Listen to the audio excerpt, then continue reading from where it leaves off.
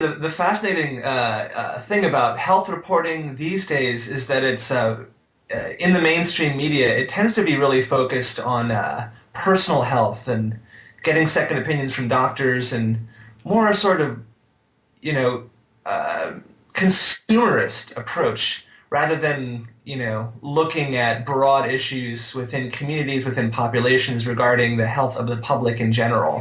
There's this whole issue of populations that are in prison and out of prison and back in again. Their access to healthcare in prison and out of prison differs. Their access to education about healthy lifestyles, STDs, that kind of thing, really varies in and out of prison, and a lot of what they learn and experience and contract, or their health habits, their expectations about public health, their behaviors. They might learn them in prison and bring them back to the community. They might learn things in the community and bring it back into prison. And often you wind up with these cycles of health issues that kind of perpetuate themselves in different ways on both sides of the incarcerated and non-incarcerated populations. And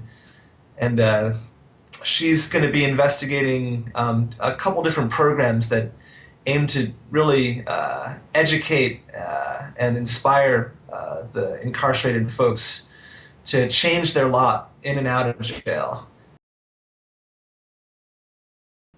Well, I mean, you got to get to the source. You got to talk to the people involved, and because you're dealing with prison, of course, it's a high security situation, and we have to prove our credibility to gain admission,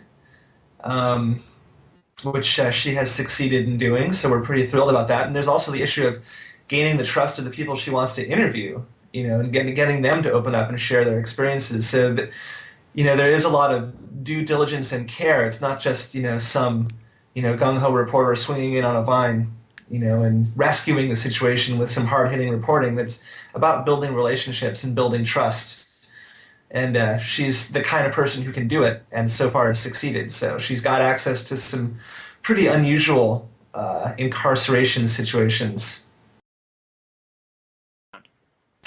Well, my name is Josh Wilson, and I work with newsdesk.org. I'm a former editor at sfgate.com, and also my work with Newsdesk brought me to collaborate with Spot.us for its debut San Francisco project with the Election Truthiness Report.